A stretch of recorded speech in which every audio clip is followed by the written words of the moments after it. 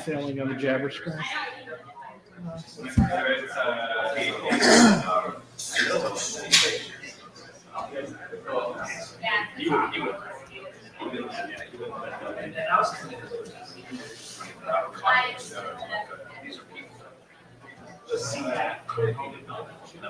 Anything else?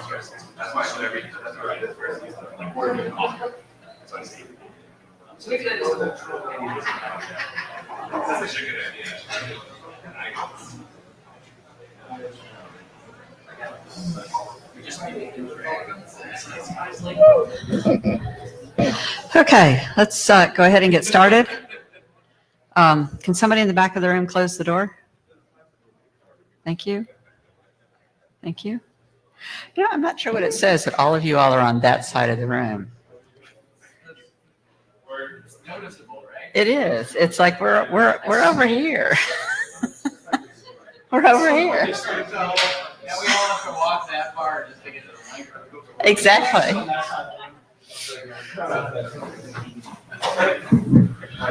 If you want to put it in there, some section of that agenda that you missed tonight. That's why I did that. All right, who wants to be a jabber?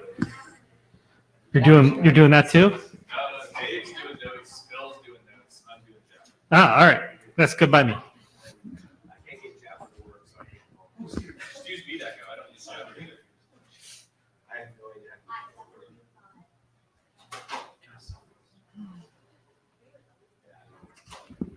No documentation, I've never used jabber before. There is absolutely documentation. There's even links. If you go to the newcomer slide, it actually even provides pointers to how to use the Jabber tools. I didn't say getting it to work as a documentation, but he said there's no documentation. There is documentation. There is no documentation that has successfully given. Yeah, it's not. Okay, we're going to get started now. And we might separate you guys over there if you don't stop talking. Okay. We are now at 2 minutes past the hour. That's why you all sat over there. So, all right. So welcome to the SACM working group. And we want to get moving because we are in the last slot on Thursday. And so the sooner we get through this, the sooner. That's right. It's an upgrade over the last slide on Friday. I thought it was the penalty box, actually. Okay, this is the note well, which you have seen all week. Please abide by it. If you have any questions, please see our esteemed AD. And next slide.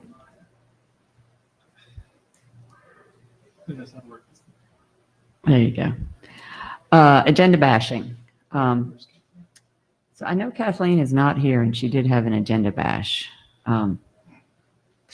So we will. We'll bash later. Well, we know that she wants to say something, and so we will add it when she gets here. Any other agenda bashing? All right, as you're well aware, we have 3 documents under working group last call. So the first order of business is to discuss each of those documents and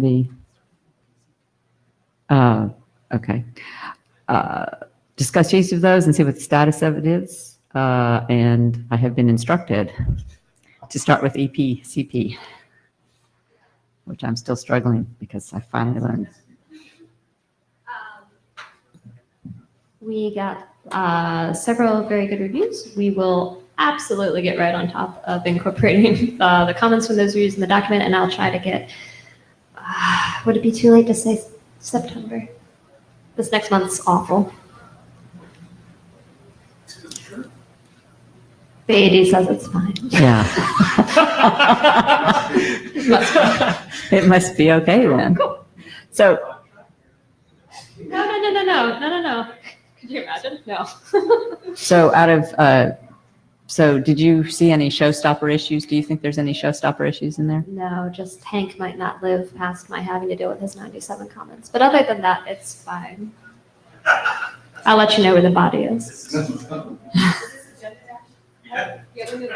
Oh.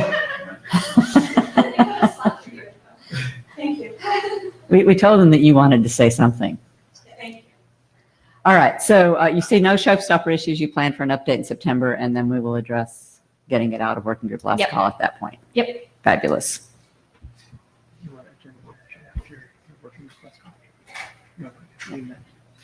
Kathleen, we'll put you after we go over the working group last call docs.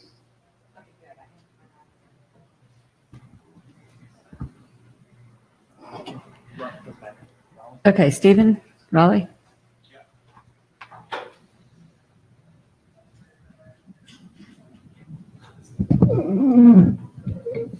So I have a very small number of slides. Hopefully this will be super fast.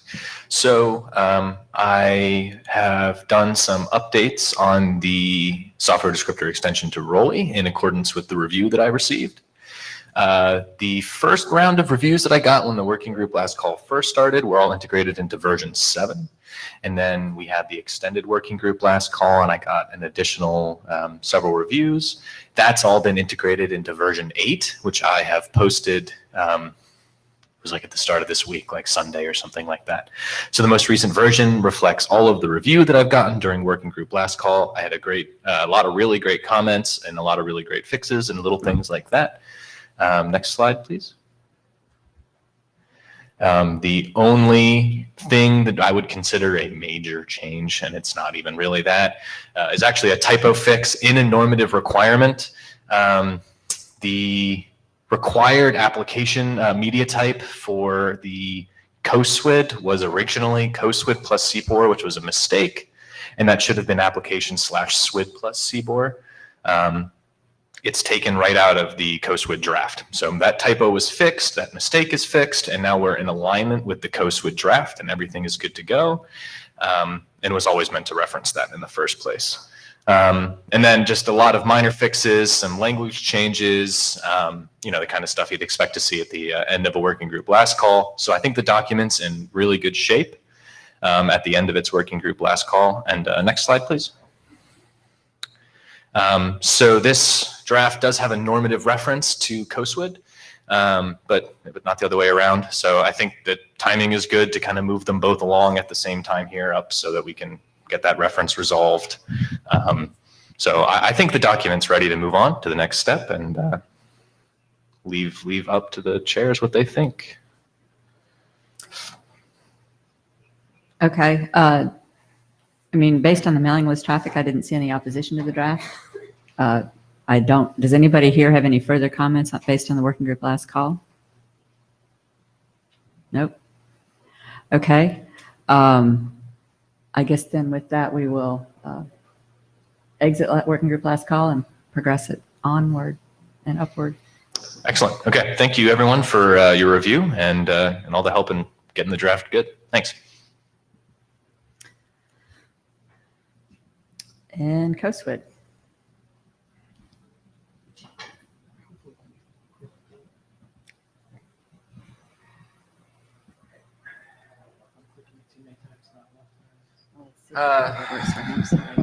So CoSWID. So this draft is intended to provide a concise format that helps to identify and describe software components, patches, and installation bundles that either may be installed on a device or may be found on a device. It uses the concise binary object representation to express this information. The CoSWID draft is based on similar constructs that exist in ISO IEC 19770-2, which is called software identification tag. So one way of thinking about CoSWID is it's the maybe younger brother of SWID tags. We've been working on the draft for a while. It's been in working group last call. We received quite a few comments during the working group last call, so really grateful to all of the reviewers. I think we had something like nine reviews. At this point, we've addressed the comments that were provided by the reviewers. Three reviewers provide us with detailed comments. Those adjustments are published in the -12 revision, which is now out there on the data tracker. That was this morning. The one exception was, I think Alex pointed out one additional typo that isn't in that version. So I figured, I'll wait until we see if there's any more comments, and then I'll just submit a quick update before it goes through to the ISG. So there were a bunch of changes as a result of the working group last call. None that were significant from a normative perspective, but a lot of clarification. So fixed a bunch of minor editorial issues, a lot of typos here and there, a lot of little grammar fixes. We had a text about the use of UTF-8 in COSWID, which was already implied because we use CBOR and CBOR uses UTF-8, but we're explaining that more explicitly now. The one normative change I believe that we made as far as the model was adjusted the tag ID to allow for a UUID to provide it as a 16, that should be 16 byte B string. And that was based on Karsten's feedback. I did a lot of work to clean up descriptions about index ranges, removed a lot of the discussion about the size of various fields, but instead talked about the ranges. I adjusted the discussion about private use ranges within the draft to make it more clear. I did move the private use to negative integer values, which is more consistent with some other CBOR-based drafts, which also then makes the standards track and specification required ranges slightly larger, which I think is also a benefit. That didn't actually change any of the initial registrations, so it's really not a big normative change. I added some discussion around resolving overlapping value spaces for version schemes because I also added some expert review guidelines that require that version schemes don't have overlapping namespaces, and some of the initial ones do, but we're stuck with those because we're using the initial values that come from SWID tags to stay in sync with that specification. So there's some discussion around which version scheme you should use if it overlaps with the value space of other version schemes. And then the expert review guidelines, I think, will give expert reviewers a much better basis by which to review all of the new IANA registries by. It says things like, avoiding vanity names, and it provides some guidance around providing clear semantic definitions of what each of the valid values represent. Let's see, and then based on some of the other comments that we've gotten through working group last call, I added IANA registrations. There's 3 new ones that have been added. These are registrations for the SWID and SWIDpath URI schemes, which are used in both SWID tags and COSWID tags, and a registration for using COSWID with SWIMA, which Charles had asked for a long time ago, but I neglected to go back and look at those archives. So that's all of the changes in the -12 revision.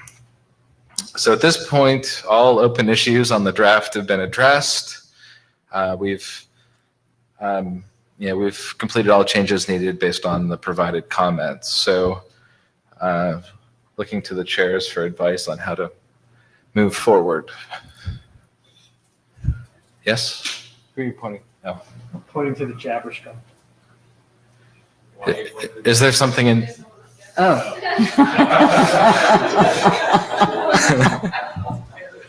You look away for 1 minute. Okay, I'm Ira McDonald on Jabber. Dave, you added RFC 5198, but Karsten is writing successor and didn't like the 5198 reference. Yeah, so I looked at that, and the real difference between 5198 and its success and its potential successor, because it's still a personal draft, is dealing with line feeds. Because 5198 basically requires that you use carriage returns and line feeds as a line ending character. And if you want just line feeds alone, you can't get that based on the current definition. But that didn't seem like something that was worth actually holding up the publication of COSWID around, because the line endings that are defined in the current RFC seem to be enough for the kinds of use cases that we're trying to support. This is Henk, this is a small comment. It's just baggage from Telnet. Okay. Yeah. Unicode is relatively old, so a modern one Carson will take care of that, but we cannot pull that in. First of all, it's personal track. Second of all, we don't know how this evolves. So it's not be a stable reference, and it's not a blocker for our work. We could make an errata later and say we can make it better with this Unicode version, but I think this is not something we have to be concerned about right now. Yeah, and I would be happy to write an updated a draft that would update COSWID at some point in the future if this becomes an issue. This is channeling Ira McDonald again. I agree with keeping the 5198 reference. Thanks, Ira. Okay, are there any other comments on this draft? Okay, just one second. So, So I do have to submit one more revision because there's one more small typo. So if you could, oh yeah. you are out of cycle. Actually, what we had just discussed was because the draft, despite the fact that it did not have a lot of substantive changes, we thought we would give like a 2-week period for people to have a chance to review the final draft before we forward it. As far as we're concerned, we have consensus of the working group to forward it, and people have one last chance to get all of the last typos fixed. Does that work for everybody? I think we've had good review on this, and so I guess our browbeating at the I would last say meeting. we're beyond good review at this point. It's been a lot of revisions. Oh, I was going to say good working group last call review. Yeah. So. I have a whole bunch of Send them in. So we'll do a 2-week double check of the updated draft. And so if I were you, I would hold that one typo. Yeah. For the next. Okay. Any other comments or questions on this draft? Okay. Who's shepherding the draft? We haven't determined a shepherd yet. Do we need to do that now? No. Okay, good. All right. Thank you.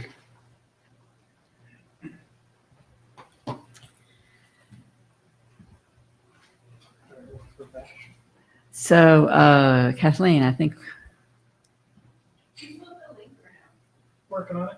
Thank you. Great. And how much time do I have? 1 minute, 2 minute, 3, 4?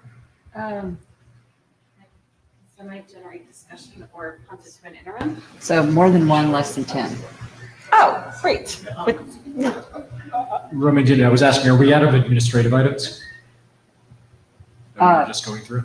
Well, we were going through a working group last call. Were there other administrative items? I was going to ask the milestone date updates for the documents that are not in working group last call.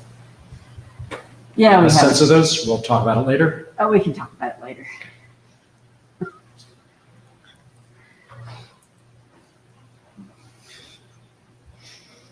Just do a search for IODF and you'll find it.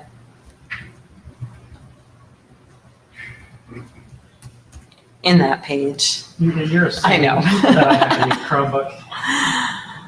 You don't know my history with these. Maybe I should have brought, oh, I don't have the adapter for mine. Okay. So I think a few of you, maybe not. I think was it just Chris and I at the Karis workshop. So we went through some brainstorming exercises.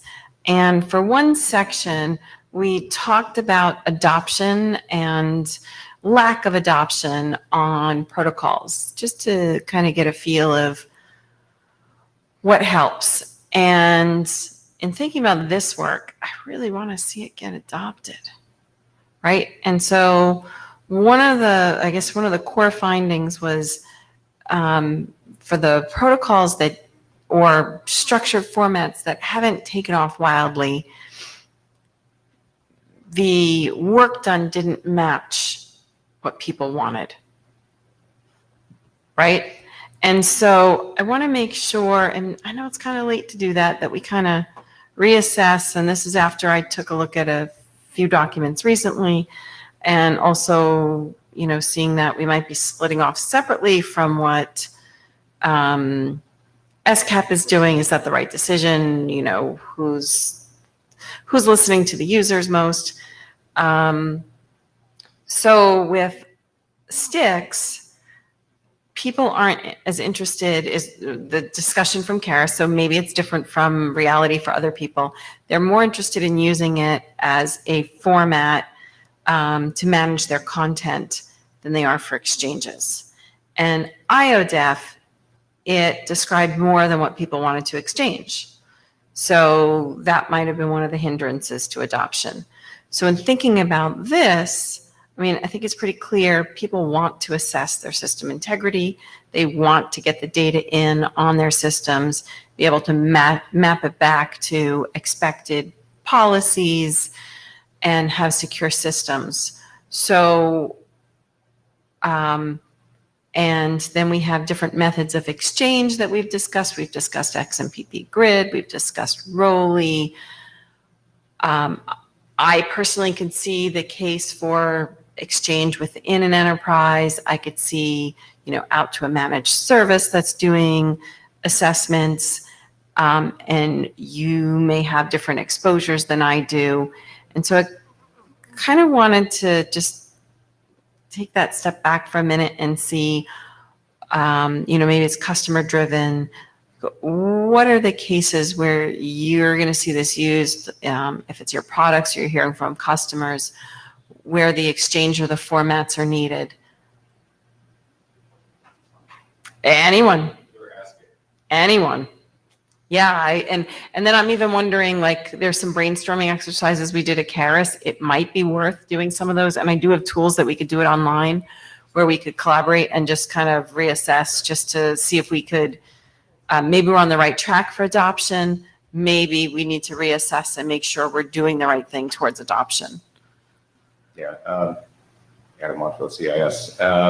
So from CIS, experience at CIS, right? Yeah. We develop best practices, CIS controls, and then we have all the benchmarks and everything. And we offer a variety of different tools, software, right, that help people actually implement that stuff. A lot of the feedback we get, or questions, I should say, that we get from users of the CIS controls is, wow, that's a lot of tools to use. How do I get them to work together quickly? Right, I snap my fingers. Right. Right, what they want is that interoperability out of the box, so it's not so expensive. So, and what comes to mind is a blog post from one of the product managers at Tripwire. Okay. Who he recently posted, I think it was, or just earlier this month, perhaps. They have this idea where they actually want to create a community of open source tools that just work together. And to me, it's kind of like, okay, yes, let's do that, but let's let them work on a common infrastructure.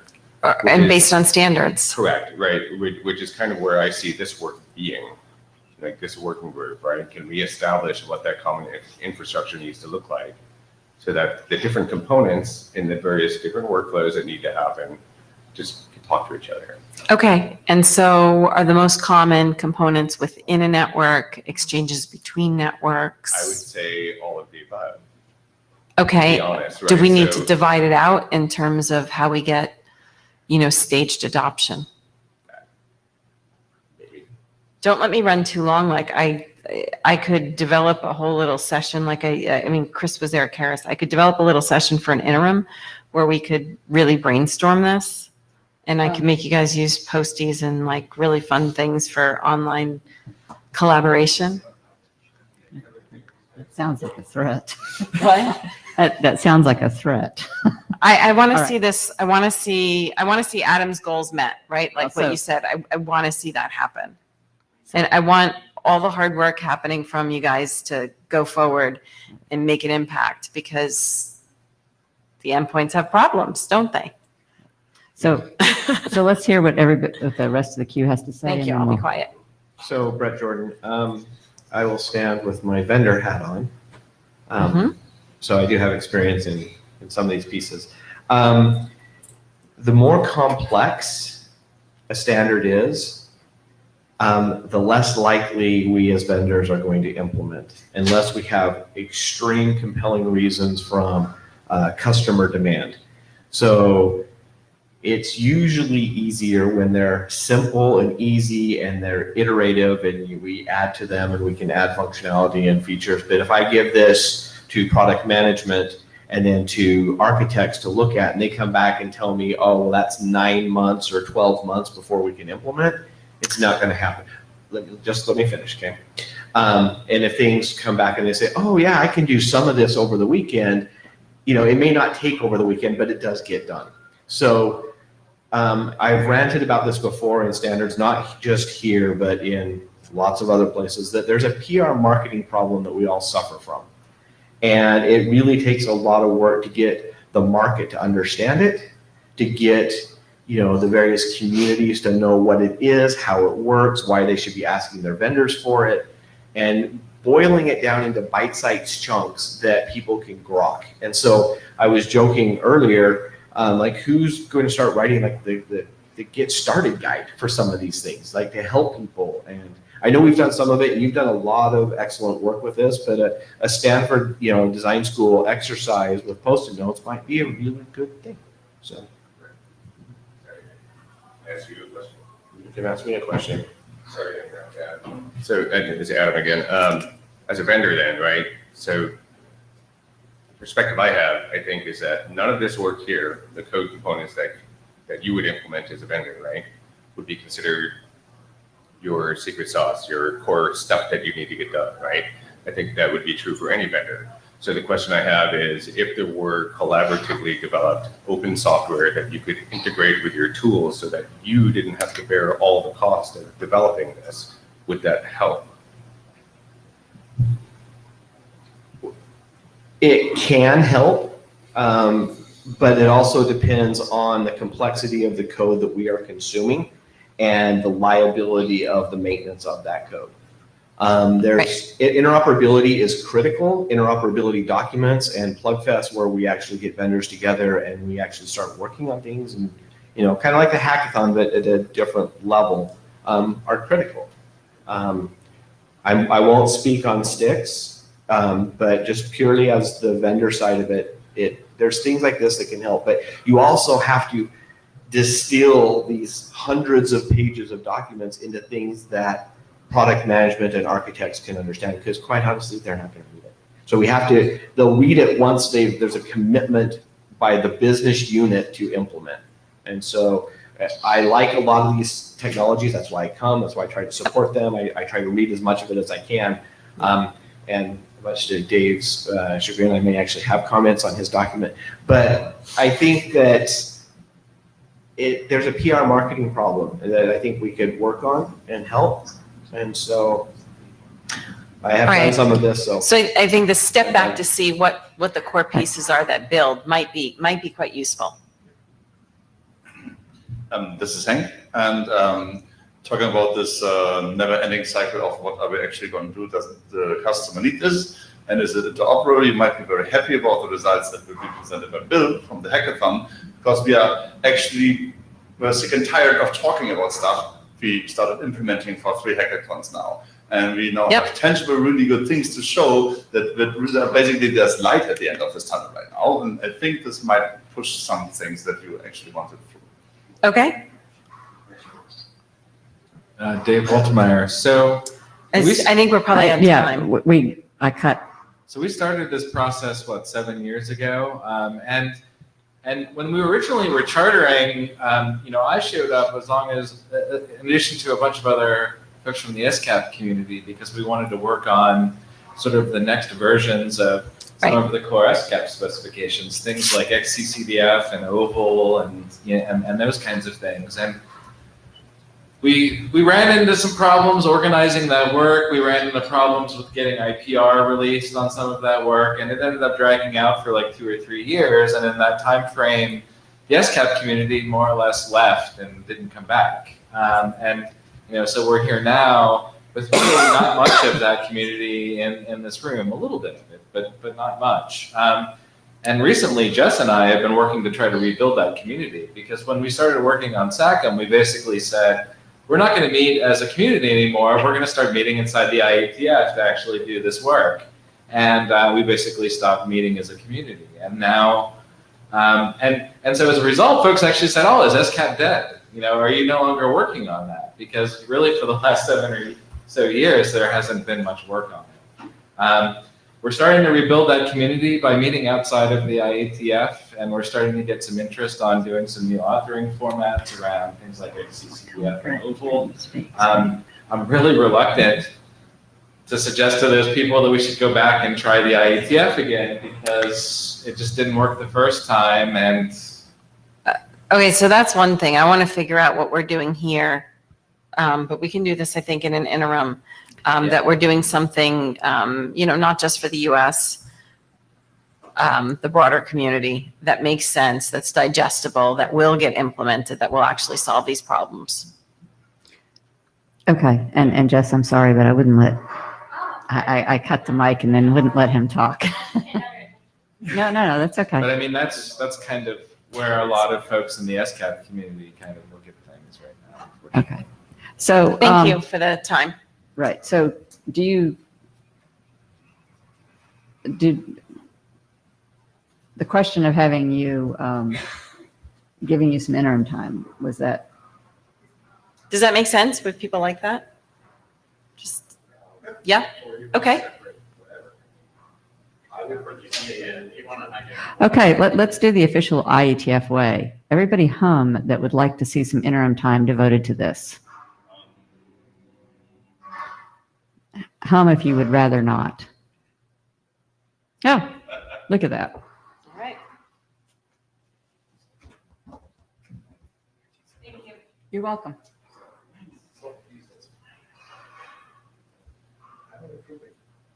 You're approving it? Yeah. I approve of things. Yeah. Sorry. It is. Does it work? It was.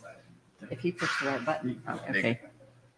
Push the button again. There we go. Try this time. There you go. All right. Okay, so we're going to talk about the hackathon. So Hank approves of the hackathon, which is good. Everybody wants that. Again, I'll mention Karl Heinz a couple times on here, but he joined the hackathon remotely from Germany and throughout the weekend and provided a lot of help. So we had a number of objectives going in.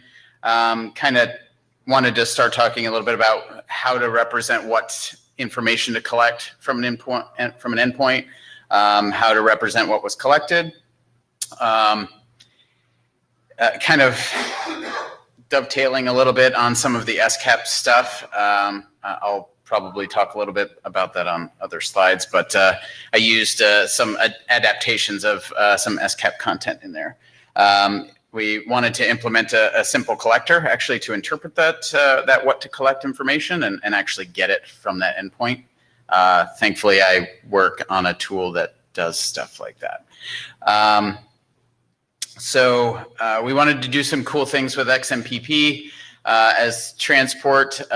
We wanted to, I tried to get the ability to use a number of different XMPP features to actually shuttle the data around and cause good things to happen. So the IQ stanzas, the information query, allows a request and response sort of model to tell a collector to actually grab information from the endpoint and send it back to the entity that requested it.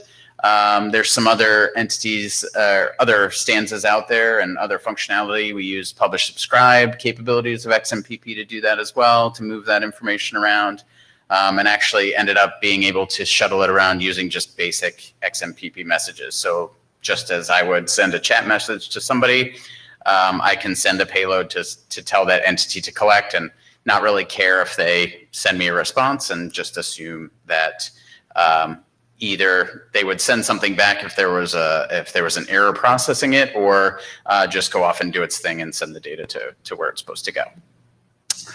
On top of that, we wanted to do some cool things with Concise Map.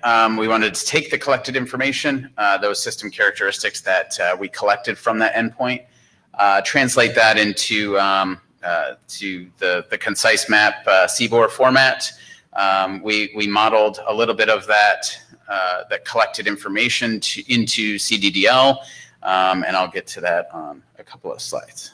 And then we wanted to kind of extract that content back out from that map representation and reconstruct it as XML to make sure that it was still the same, which we did. So talking a little bit about the data models, the what to collect, and what information is collected. Currently, the current OVAL data models actually tightly couple collection and evaluation into a very large document-centric kind of format. So you kind of have to send all of the things that you want to test and evaluate and collect and all that kind of stuff in one big format. I actually extracted out all of the collection piece to make it its own sort of separate namespace. So all you have to actually pass is are the what OVAL calls objects, which really allows you to just indicate what to collect. There's some other things in there, but we didn't get into the more complicated things that you can do with OVAL, like sets and filters and variables and things like that. They're modeled in there, but we didn't test any of it. So again, we redefined some of the namespaces, called it OVAL collections, and then all you need to do is, again, send like, I only want this registry key, or I only want this, what did we use? Environment variable, for example. So there's a number of platform-specific schemas that are out there. So I just migrated the core and the platform independent. That kind of gave me a list of 10 or 12 objects that I needed to figure out how to collect. There's some cool XML that shows what that is. There's a family object, which is pretty, gives the operating system family, and we did some environment variables. Those were basically the two objects we tested with. The system characteristics that would come back, if anybody wants to know what my IP address was. Okay, it's not on there, but the computer name environment variable on my machine is called syscatdev, just in case anybody wants to know that. So this is an example of simple system characteristics that come back once you've collected that information from the previous slide. So again, we were joined by Carl Heinz. He stayed up nicely till 2, 3 o'clock in the morning on Saturday in Germany to keep working on stuff. He is the expert on the Concise Map stuff, and a Java guy as well. So we had a good time conversing through Hank's sort of video chatting capabilities, and we're able to, if anybody saw me with headphones on the entire time I was talking to Carl Heinz. So we created the XMPP extensions to handle those collection requests, actually perform the collection, generate the system characteristics, and actually shuttle that data back via XMPP. Again, we did it through standard request response capabilities in the XMPP IQ standards. We did it through publish subscribe. We did it right through direct XMPP messages as well. On Carl Heinz's end, he received the collected system characteristics via an XMPP adapter that he built. So it basically just listens for the messages and is able to handle the payloads that we sent back. Translated all that into the CBOR data, published it to the map, was able to query that, and then translate that data back to the XML format. We kind of had the previous slide kind of showed how the work was divvied up. I was kind of basically responsible for the XMPP infrastructure, the OVAL related stuff, and the actual collection. Which looks, the pub sub looks like this. So the orchestrator would request the information to be collected. The collector would collect it and send it back, and then the orchestrator would publish that to the pub sub topic.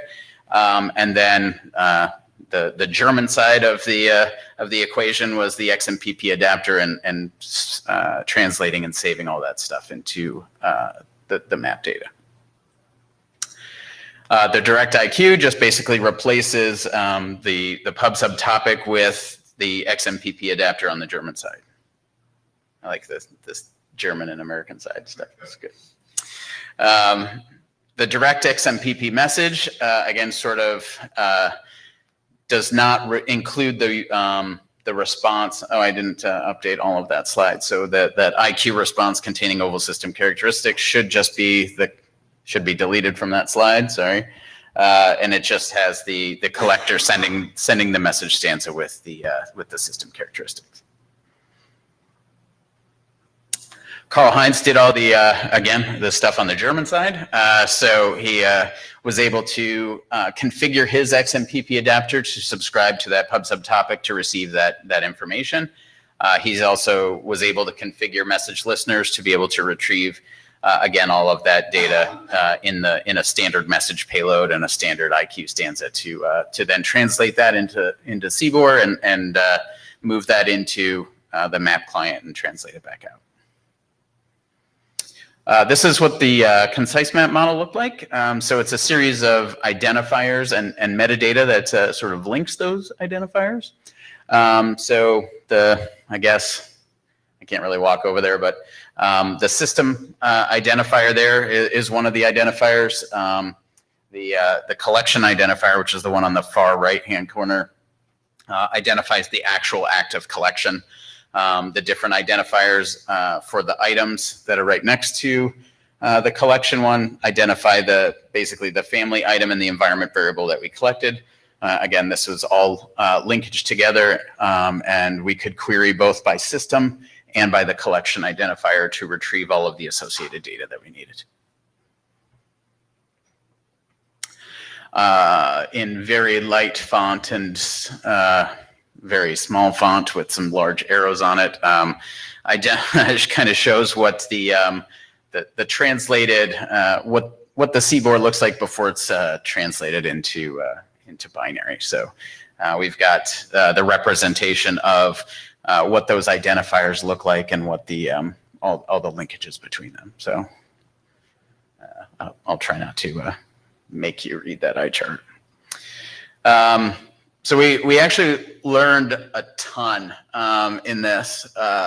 We were able to, again, sort of use all of XMPP's capabilities to both to publish, subscribe, send the request response, and send a direct message stanza containing all that payload to actually trigger the collection, to receive the system characteristics, send them over to the other side. We were able to, again, translate that map data or translate the system characteristics into the map data, pull that, extract that information back out, and reconstruct the oval system characteristics from it, which can then help eventually enable some downstream operations on that, such as evaluation, reporting, et cetera. One thing we did learn, currently that there's not a really dynamic way to sort of configure the map client. It kind of has to be pre-configured with the CDDL to kind of know exactly what's coming, which means the CDDL would need to continuously evolve as the capabilities to collect and distribute that content were to evolve as well. So my collector was actually able to, it's fully sort of SCAP compliant, so it can collect a number of different platform-specific items, but the concise map implementation on the other side could really only handle the family and environment variable items that we decided on before the hackathon. Things to keep going. We were able to really kind of help define some of the operations and interactions between components. So we want to start moving them to get them included in as part of the architecture. A lot of the information from the various data models can be used, and then hopefully to, again, sort of start defining that core set of operations, that core set of interactions between the different components. we can continue to refine the oval collection models. So this is kind of where I think it kind of connects a little bit with some of the SCAP work that's going on. I don't necessarily have a favorite place where that migration could take place. I'm happy to continue to flesh out the oval collection models and that decoupling of collection and evaluation and take it to the SCAP 2.0 working groups, some of the endpoint data collection and oval authoring groups to see how that flies. Again, I've got no problems doing that. I was at those workshops as well. Keep building more collection capabilities based on the different data models. Start looking at perhaps some hackathons where we can store actual policy and actual definitions and tests and things like that to be able to take that data downstream and actually do some evaluation on it. Last big thing, again, for Karl Heinz, hopefully some folks named Hank will take those messages back of thanks to him. And again, for staying up really late. Hank, I'll say, was also pretty instrumental in enabling some of our collaboration and getting going to really get this hackathon off the ground. So I really appreciate that. So thanks to Hank. I think that's it. Yep. Okay. Hi, this is Stephen Banghart. First of all, Bill, thanks for all the work that you did and for all the work that Karl did. I was there at the hackathon and you guys were working hard the entire time. We got a ton done and it was cool to kind of see the output of that. On the SCAP front, I think that just kind of acting as a liaison for that effort, I think that even this presentation would be more than welcome in something like the endpoint collection group. Sure. And that we could work something out and even organize something like that. I think that would be great. Awesome. So this is Hank. Thanks for the excellent overview. And I think this will feed into a lot of the things we were stalling at. Bill mentioned operations. Like the actual things we need the architecture to define how to interact with other components.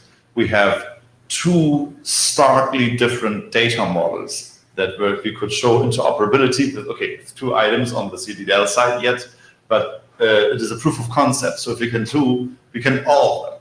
It's basically the proof of concept is done with this. Now this is a legwork of creating the missing CDDL for the semantic map graph. And the interconnection works like canonical. Basically from XML to CDDL and back, and there was no loss, and you could do it all the time. So basically, we have a interoperability plugfest achieved right now, and that is, I think, the very important thing here. That there is actually something coming out of this, not only with respect to code, and yay, it's plugging and working, but we have found the basis to create the actual data model that will be able to fuel multiple protocols, and that we can now understand better what orchestration really looks like. And if we do this again, and then maybe again, probably are relatively complete, because we will not stop working at this in between. This will be ongoing work. And therefore, we will not rely on the hackathons alone. Thanks. I'd say it might also be worth exploring, just from my perspective and not knowing necessarily too much about how the CDDL would be built, to maybe see if there's a more generic way to represent it, so we don't have to keep expanding it, and we can represent the oval data, for example, in something that doesn't necessarily always need a lot of modification. Yeah, well, at the moment the problem is that we don't have a CDDL parser, so the code has to represent the specification. All boils down that we need a CDDL parser that then creates classes you can instantiate for the code. That is basically the thing. Right. Here. Right. Yeah, we have that on multiple fronts. We will have one in C, unfortunately, not in Java first, but it is on the list. Okay, sweet. Okay, that's it. Any other questions? No, thank you very much, Bill, and thanks to Karl.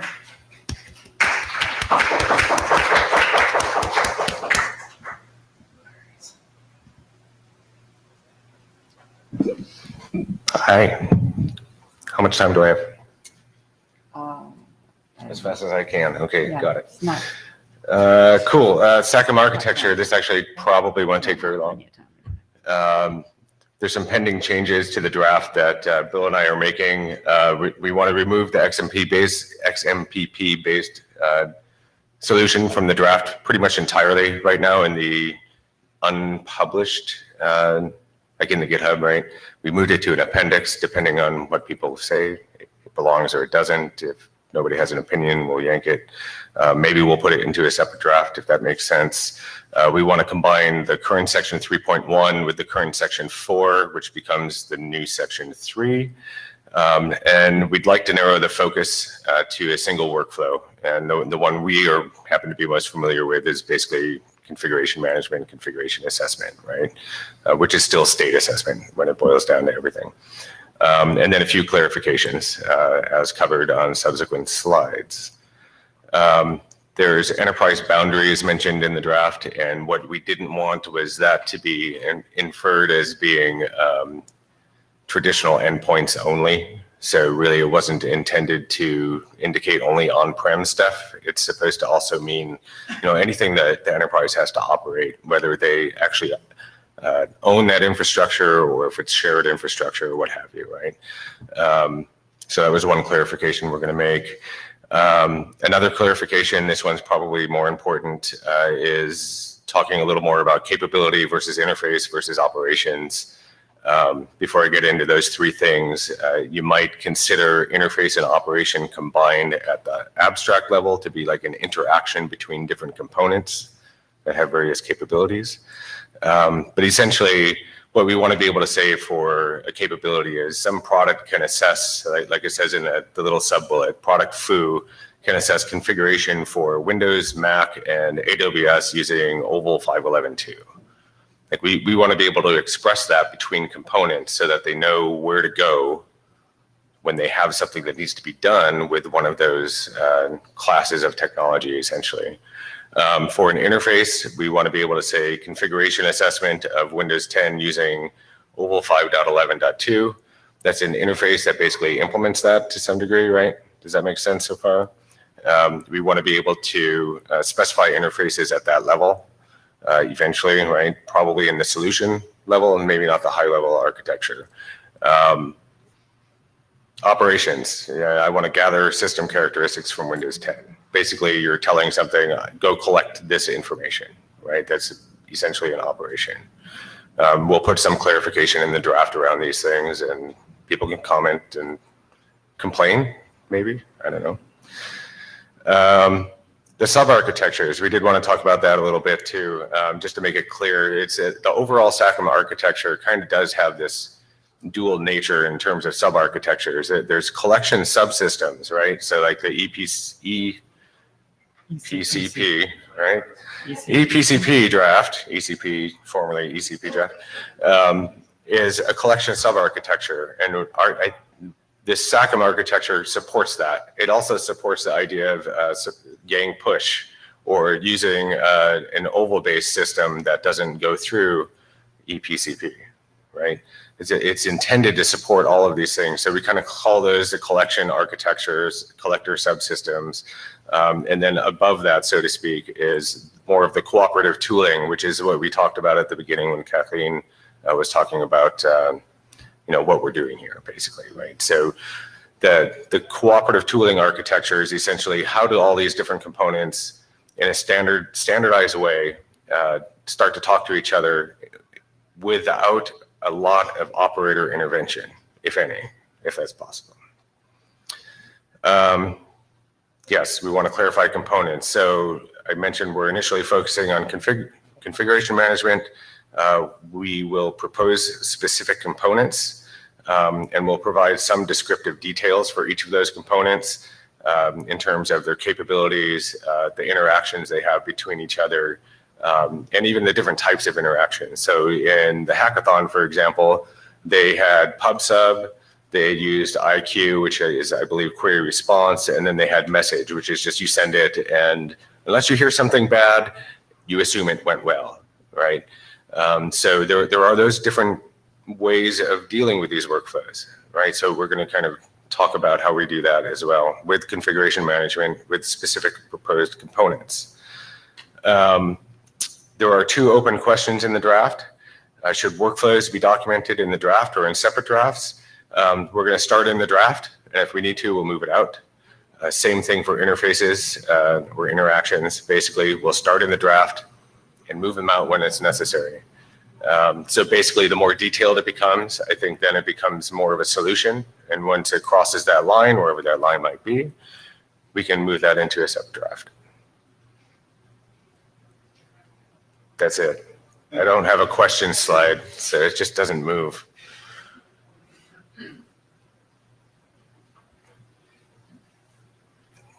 Oh, hi, this is Hank. I rarely say this, but when my most emergency fire are done and resolved, I will join again and do the operation review with you, the architecture. Yeah, I can do that. I plan to have time starting in September. So because then the most important things are in place, and then I can actually join you again. Okay, so yeah, that's good. So I think my intent is to publish this before I go on holiday, which is Sunday. So hopefully we'll be able to publish the update. You guys can give it a read. Because we moved a bunch of the stuff out, it won't be very long. And I'm landing on Saturday and we're going on vacation Sunday in another country. Yeah. Well, it's good beach reading, right? Didn't somebody say that earlier? Beach reading? Yeah. Right, Arnaud Tadei, Symantec, so thank you for the presentation. So I have 3 points. One is very minor, if you can come back to your diagram. Maybe. Which? You had, yes, this one. So just to say that I think it took me 5 minutes to understand there were things on the right side because I am colorblind, so I just couldn't see. But sorry, no problem. So now, more seriously, if you have a slide about some kind of expressions. I think you have a slide with some kind of expressions. Yes, this one. So I'm new. I'm completely new here. So I'm really completely naive. Are you referring to a very formal expression language here that you have behind, or? No, honestly, no. I'm not necessarily thinking that. I mean, if we could get to that point, I think that could help. But this was really just trying to be more pedantic about defining these things that we call a capability and an interface and operation. Right. So actually, my point is that it's not pedantic. It's really important. I think I say that because I'm chairman at ITU SG17, and we recently had a person who came with a new work item for a universal syntax for security expressions that was quite remarkable. We started to work on that, and we started to see a lot of benefit. I think actually he started to present to Tony Rutkowski and others to the CIS organization as well. So maybe there are dots to connect. But I think it really matters because it's only when you start to go at that level that you can have many other benefits in terms of, when you have to do auditing and plenty of things, because you can really make this operational. So I really appreciate the link. As well, knowing that Hank is a taxonomy and so on expert, would certainly be interesting to that mix. Happy to perhaps, if the new work item gets approved, maybe we send you a liaison statement. Is it a way that you guys work here, or? Roman? Sorry? What exactly do you want to submit to us? So simply to declare, maybe ITU could simply declare, we have started that work, it's about that. Oh, excellent. It's purely informational. Would it be a way? Okay. Okay. Right. So that's a really interesting point here. The second piece relates to the side meeting we just had. So it's just a remark to myself that now I understand that really I need to put on my work program to understand better what you guys are doing here, because now I start to feel the link possible between your work and endpoint and I really have the intuition there is more rich. I mean, there is more development we could propose, but let me first of all understand what you guys are doing better, and then I can perhaps propose other things. So thank you very much. Okay, thank you.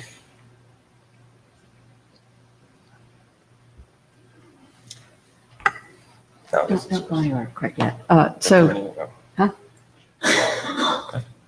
Just one quick thing, because I know Roman's going to have us come back to this as well. Updated milestones. So the only milestone we actually have associated with this on our milestones right now is to submit an initial draft, which we have met. Do we have any sense of when we'd be ready to how close do we, how many? I mean, the only reason, if you'll recall, the reason why the only milestone we have is because we were really hesitant to restart the work. So do we think we're a year away from being done, or 6 months, or? I honestly hope not. I mean, You hope not. a So- year. I mean, so the way it's shaping up really is to be the more abstract thing. So I think we talked about this a Right. little bit, where what the intent of the draft is to specify. I don't want to. Okay, it's describing an abstract architecture that is intended to provide the messaging infrastructure necessary for sending some payload, right? At this point, I care very little about what that payload is. I'm just saying, okay? I mean, so like when you look at the XMPP, the actual solution, right? We shoved oval through there, then, CDDL, whatever it was, right? And it came back out. That could easily be IODEF. It could be anything, right? Some of the semantics and constructs and necessary things for like even configuration management, right? So like if you're an orchestrator and you're telling a collector, I want you to collect something, you're saying, you're telling it, collect this piece of information. That's one way to do it. You could also say, watch this information. From the architecture perspective at this level, I don't care which one they're saying. That's inside the payload. They understand that by capabilities, right? So we're trying to say, what are each component? What are the components? How do they express their capabilities to each other? And then how do they know what language they're going to speak within those payloads? And then we're done. Exactly. Yeah, I wanted just to say, yeah, the architecture have to have a place that defines how to express what is the language you're just speaking, because otherwise it's just gibberish. So that has to be orchestrated, and therefore is on the architectural level. So- then I say that the data model stuff is totally opaque to you, and you don't care anymore. Correct. And that is absolutely correct. Thank you. Okay. Much better. Yes. Excellent. I was just looking for a date. So you don't want it to be a year, so you'd like it to be I don't do 6 months. 2 meetings? Let's say that, yeah, okay, 2 meetings. I'd like to be optimistic and say that we'd be, So no, what- 2 meetings, you're right. No, You no, said so that. we can, Okay, that's right. no, we'll do working group last call, February 2020. Okay, That gives us a meeting and a half, and that means we'd be reviewing working group last call comments in the context of 2 meetings from now. How's that? all right. Bill, what do you Okay. think? You're on it, buddy. Yeah. Thanks, Bill. Sorry to So laugh. I see a milestone for this saying working group last call, December 2019. Is that the old one for SACM architecture? I think it does. There is no.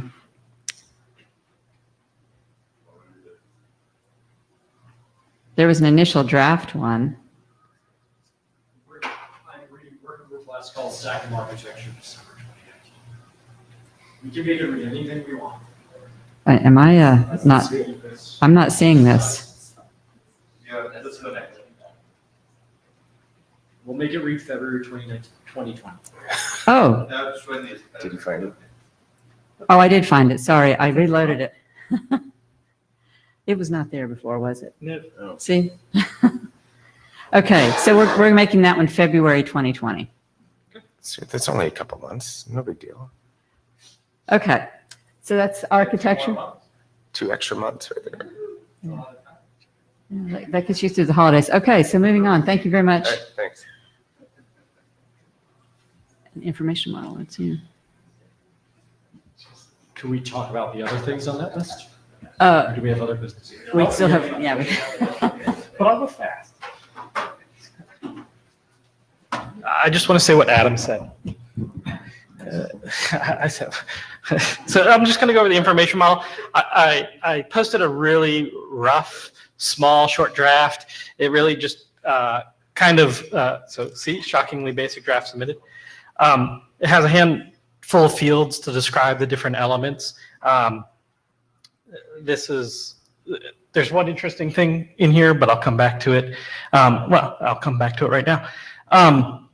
So what's in the draft right now is only a handful of elements.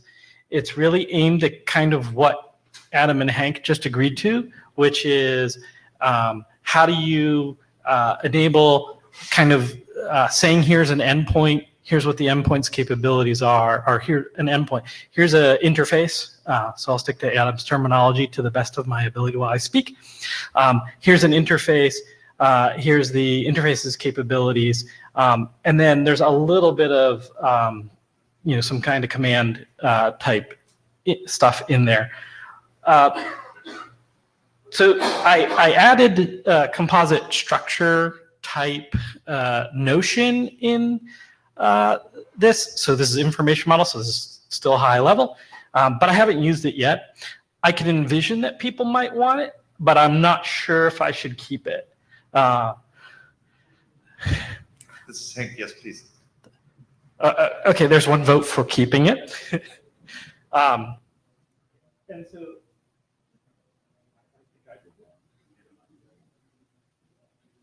no, I lost battery.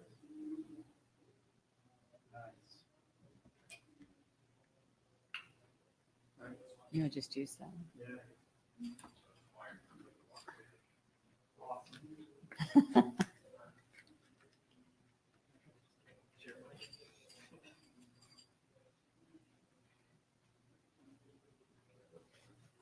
All right, I'm going to keep doing this from the chair's desk for a second.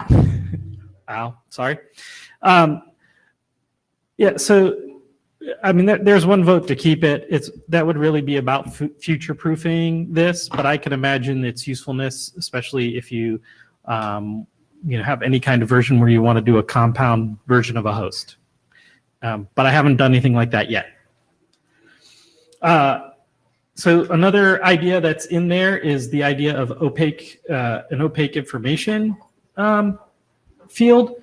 And so this is really kind of the basic description. And so I have communicated with Bill some. I needed to kind of finish this, which is right now, this is basically the thing that would have an envelope of some other type of data in the information.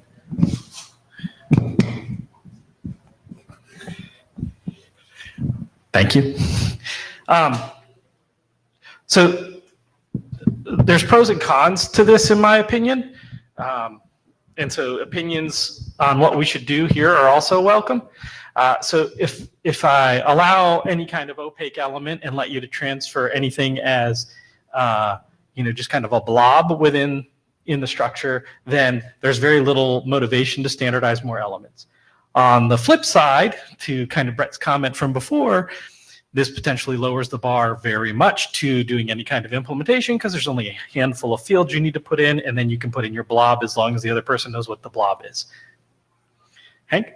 Yeah, this is Hank. I like the cookie cutter approach because it remediates some of the problem we had.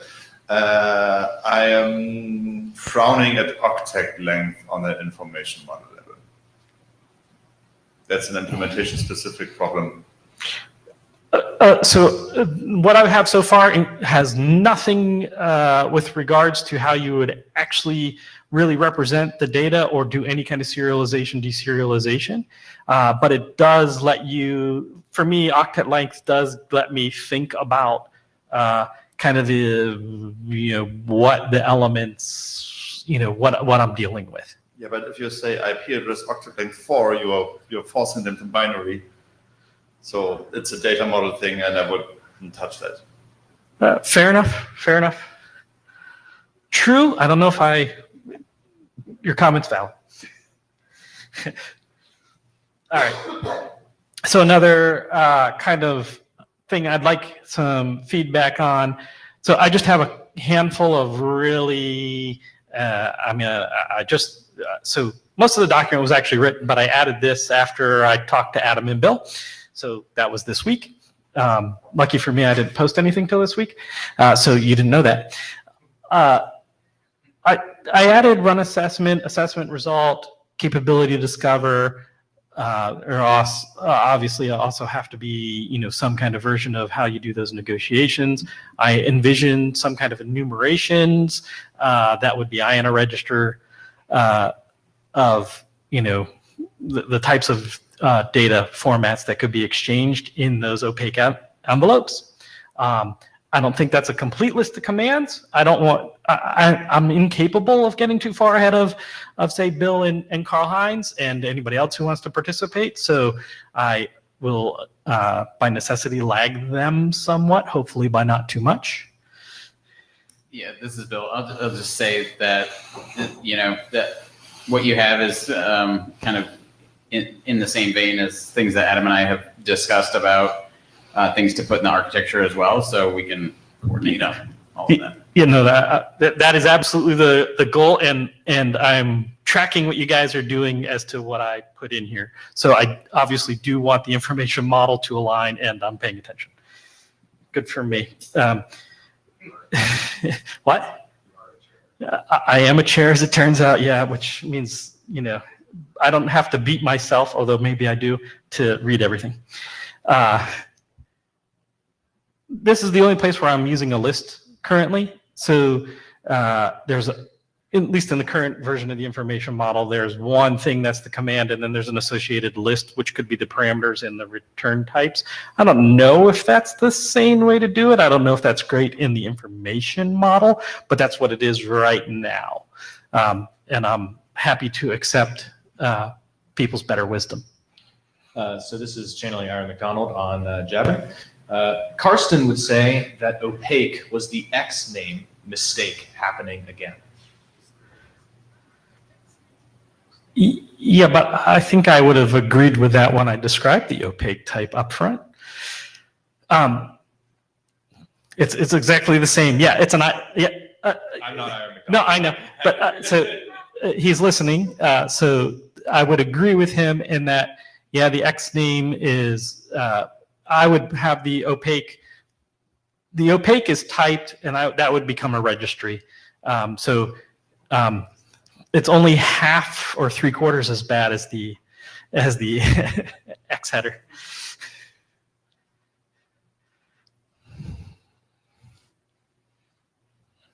Dave Holtzmar, I think Karsten might be talking about ECP 178, which talks about not using like X names, because he gave the same comment on Kerswood, so I went and looked it up.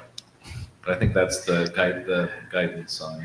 I'll have to look that up, but yeah, it's for me a little bit of chicken and the egg, right? Because I think we're going to exchange OVAL and ARF and maybe some version of concise map or IF map or those kinds of things, and I don't know how to square that circle.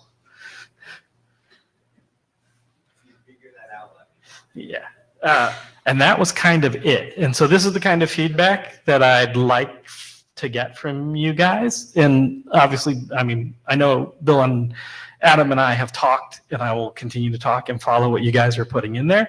But that's the gist of where this is heading, and I'm happy to have people help. So we have about 2 minutes for discussing this. Any questions, comments? I'll agree to the same milestone that Adam agreed to. So I know it was just posted today. You'll agree to the same milestone that Adam did? Yes. Well, Adam was working group last call. Are you serious? Yeah.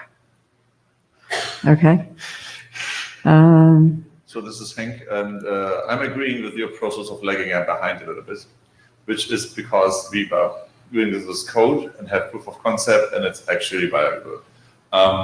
Then again, I see you start with addresses first, and always I'm a big fan of taxonomies, So maybe have the categories again and saying this is addresses intended to be used as identifiers, but they are not identities and yada, yada, yada. Maybe you have So I actually do have something. and that's why I thought you have lists for the parent types, for example. So I have so category, I guess I have something that's kind of data use type, and so I can change that to category. Oh, yeah, I see. Oh, I didn't get that. Okay, thank you. Yep. Just real quick, so on architecture on this, happy to collaborate. I know that we intend to establish some registries. Your draft says it's going to establish some registries. We should at least collaborate for that. Right? Yeah, so absolutely, and then I assume some of them will be the same. And they only need to show up once. So I just want to go back to milestones, huh? This isn't adopted. Yeah. That was my point. Yeah, no, we'll get there.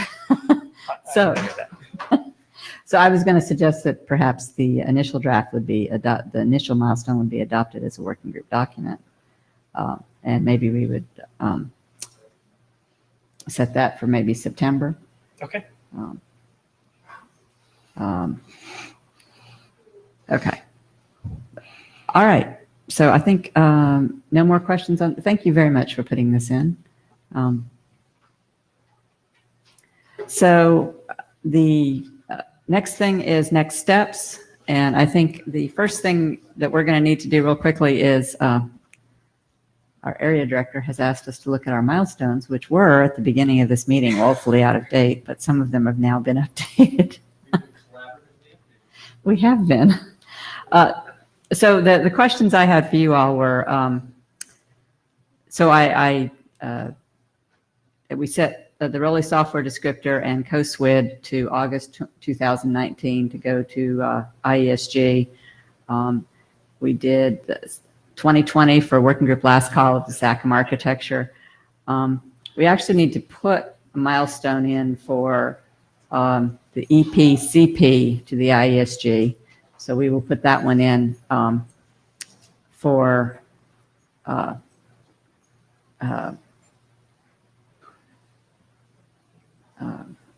September of, let me see, I can't see Jess. September of 2019, you think we can do October if you think that would be a little, let's go for October. Well, you did get, what was it, 96 or 97? 97 last minute comments, imagine that. You did mention you let us know where the body ended up.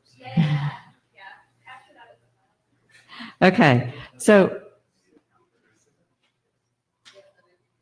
that actually leaves three things that are on our current list of, so we need to add a milestone for the information model because we currently don't have that as a milestone. And that leaves three things that we don't actually have anything related to. Hello. I warned them earlier that I might separate them if they didn't stop talking. Okay. So the Rowley configuration checklist. So the draft expired a long time ago, and I haven't made any updates to it. At this time, I don't have a 100% certain answer either way as to the fate of that document moving forward. If I can find the time, I would certainly like to work on it more.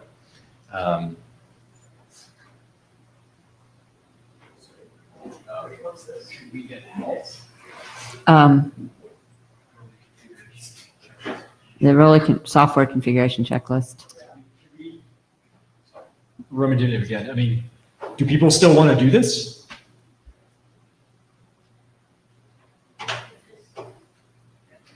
Sorry, it's Adam. This is the configuration checklist really. Yeah. Maybe. Was the answer maybe? Maybe. So maybe do we need to confirm we want to do this?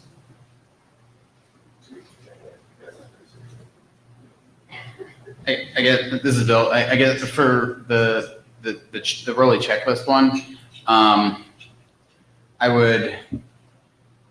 I know you've got a template for like basically how it would be done. And so that makes it a lot easier, a little bit more straightforward. The only complication with that is to scope what you mean by checklist. Is that an XCCDF? Is that a data stream collection? What is that? Is it all of them? So the more formats that you can express the checklist, obviously the more complicated it makes it. So let me say that, because I think that if I were to get the bulk of that text down, and then maybe come and talk to you guys instead for just that technical, filling in those technical fields, the detail, like once I say, oh, we're going to put XCCDF in it, come and talk to you and say, well, what fields or what things inside of XCCDF would be important to take out? I think that's a pretty small lift, and I can do the pros. So I think there's, between us, enough interest and effort to get an update down. Okay. In terms of milestoning, which I think what you're asking. Okay. I can have a fresh version of the draft with probably some input from these guys for the next meeting.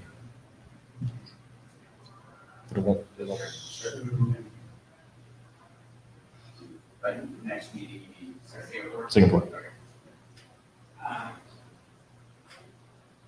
I think the bogey we want to talk about is not the next draft, is when do we think we're going to go to working group last?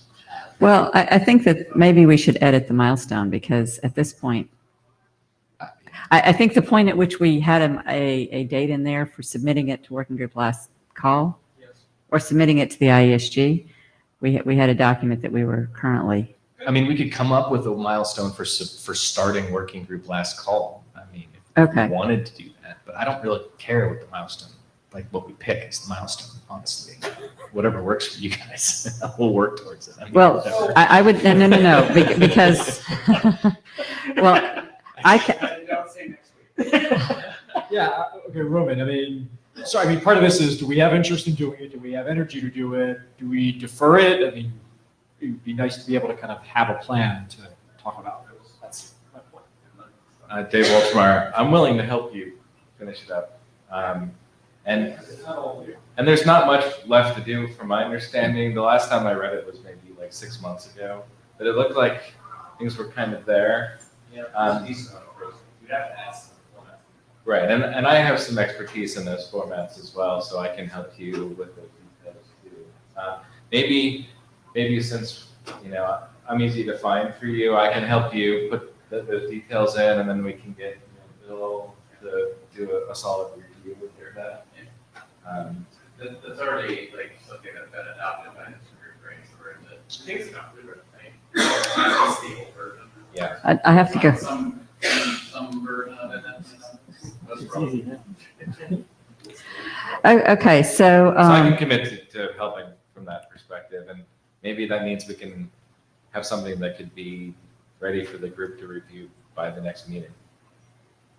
So why don't we say submit to the IESG in March of 2020? Okay. Excellent. So then there's 2 more drafts, and actually the milestones are initial drafts, and I haven't seen initial drafts on either one of them, so perhaps we should defer these. And that's the ECP over transfer and Yang push over transfer mechanism. Look at the face. So. Roman Dinelli, those looks scare me.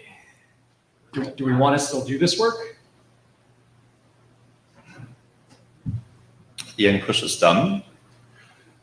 The only thing why I'm making this face was I didn't know that we planned for that. I totally forgot about it. I was like, what?